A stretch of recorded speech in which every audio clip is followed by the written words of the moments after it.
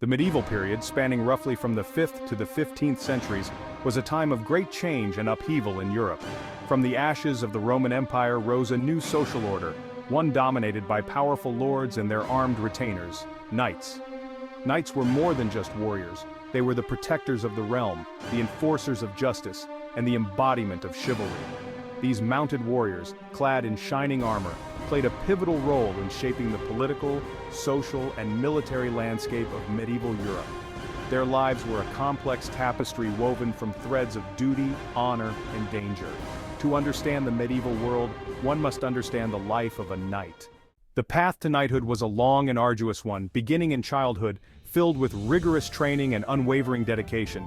It culminated in a solemn ceremony, a momentous occasion bestowing upon the worthy the honor and responsibility of becoming a knight. This journey was divided into distinct stages, each with its own set of duties, expectations, and challenges that tested the young aspirant's resolve. At the tender age of 7, a boy from a noble family would be sent to live in the household of a lord or another knight as a page, marking the beginning of his formal training. This marked the start of his formal training, a period filled with learning and growth.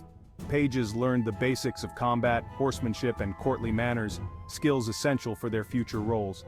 They served their lord and his family, acting as messengers, squires, and companions, gaining valuable experience and knowledge. Around the age of 14, a page would graduate to the rank of squire, a significant step in his journey.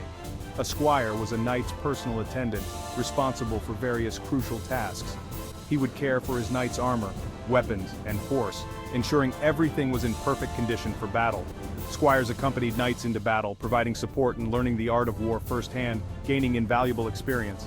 Finally, usually in his early 20s, a squire who had proven himself worthy through bravery and skill could be dubbed a knight. The knighting ceremony was a solemn and significant event, often conducted in a church or on a battlefield, marking the culmination of years of hard work and dedication. The new knight swore oaths of fealty, courage, and chivalry, pledging to uphold the values of knighthood and to serve with honor and integrity throughout his life. The life of a knight was not all glory and battlefield charges. It was a life of constant training, discipline, and service. A knight's day usually began before dawn with prayers and a simple meal. Training occupied much of the morning.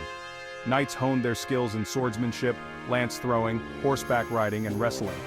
They practiced with real weapons, albeit blunted, and engaged in mock battles to prepare for the real thing. Afternoons might be spent hunting, managing their estates, or attending to their lord's needs. Knights were responsible for overseeing the land they held from their lord, collecting taxes from peasants, and administering justice in local disputes. Evenings were often spent in the Great Hall, feasting, singing, and listening to tales of chivalry and adventure. Central to the life of a knight was the code of chivalry. This unwritten set of rules and ideals governed a knight's conduct both on and off the battlefield. Chivalry went beyond mere martial prowess. It demanded courage, loyalty, honor, courtesy, and generosity. A knight was expected to be a fierce warrior but also a compassionate protector of the weak. He was to be truthful, keep his word, and always act with honor. Chivalry also emphasized courtly love, a highly idealized and often unattainable form of romantic love between a knight and a noblewoman. While the code of chivalry was more an ideal than a reality, it nonetheless served as a powerful influence on the behavior and aspirations of knights. It provided a moral framework for their actions and helped to shape the image of the ideal knight in medieval society. Knights occupied a privileged position in the social hierarchy of medieval Europe.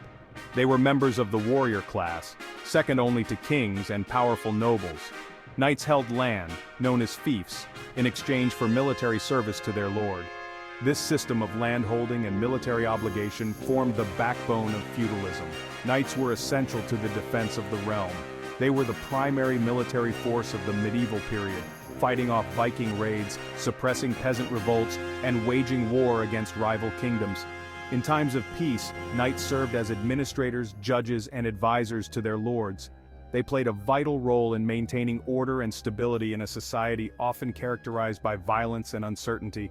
A knight's equipment and armor were not just tools of war, they were symbols of his status, wealth, and martial prowess. Each piece was meticulously crafted to reflect his rank and skill. The process of arming a knight for battle was a complex and time-consuming one, often requiring the assistance of one or more squires. These young attendants played a crucial role in ensuring the knight was battle-ready. Over time, armor evolved from simple chainmail to full-plate armor, offering increasing levels of protection. This evolution was driven by advancements in metallurgy and the changing tactics of warfare. A full suit of plate armor made from carefully shaped and interlocking plates of steel could weigh upwards of 60 pounds. Despite its weight, it was designed to allow a surprising range of movement. A knight's primary weapon was his sword, a versatile tool that could be used for both thrusting and slashing. The design of the sword evolved to meet the demands of different combat scenarios. Other weapons in a knight's arsenal included lances, maces, warhammers, and daggers. Each weapon had its own unique purpose and was chosen based on the knight's combat strategy. Knights also carried shields, typically made of wood and covered in leather or metal, to deflect blows and protect themselves in battle. These shields were often emblazoned with the knight's coat of arms, serving both practical and symbolic purposes. While knighthood held the allure of glory and adventure, it was also a dangerous profession fraught with risk and uncertainty. Battlefields were chaotic and unforgiving places where death could come swiftly and brutally. Knights faced the constant threat of injury or death from arrows, swords, lances, and even friendly fire. Disease was another ever-present danger, often spreading rapidly through armies and claiming as many lives as combat itself. Even in times of peace, knights faced risks. Tournaments, while designed to be non-lethal, could result in serious injury or death. Traveling, often through bandit-infested forests or over treacherous mountain passes, was also perilous. Despite the dangers, knights were expected to face adversity with courage and stoicism. They were trained from a young age to endure hardship and to meet danger head-on. Religion played a significant role in the lives of medieval knights, shaping their values, actions, and even their destinies. The Catholic Church held immense power and influence during this period, and knights were expected to be devout Christians, adhering strictly to the Church's teachings and doctrines. They prayed regularly, attended Mass, and sought the blessings of priests before going into battle, believing that divine favor was crucial for their success and survival. The Church also played a role in legitimizing warfare, often declaring wars to be just and sanctioning the actions of knights. This endorsement was seen as a divine mandate, giving knights a moral justification for their actions.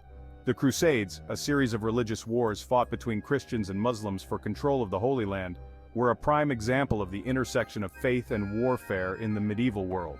These campaigns were seen as holy missions, with knights believing they were fighting for a sacred cause. Knights often fought in the name of God and the Church, believing that their service on the battlefield earned them salvation and a place in heaven. Their armor and banners often bore religious symbols, reinforcing their spiritual commitment. They carried religious relics into battle for protection and swore oaths on holy books, believing these sacred items would shield them from harm and bring them victory.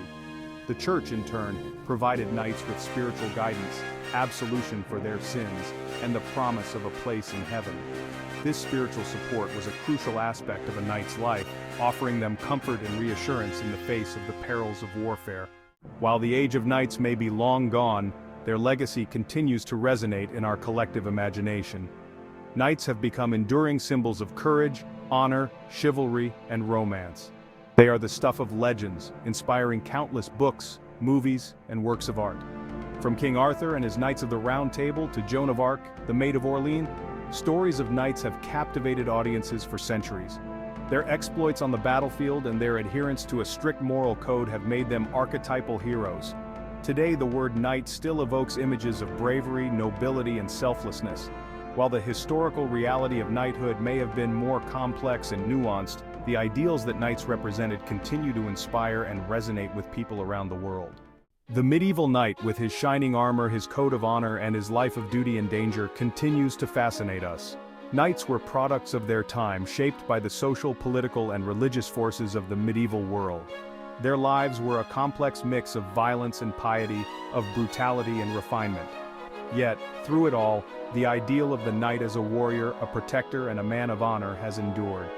The legacy of knighthood reminds us of the importance of courage, loyalty, and selflessness, values that remain as relevant today as they were centuries ago. What are your thoughts on the life and legacy of medieval knights? Do you think the code of chivalry is still relevant in the 21st century? Share your thoughts in the comments below, and don't forget to like this video and subscribe to our channel for more fascinating explorations of history.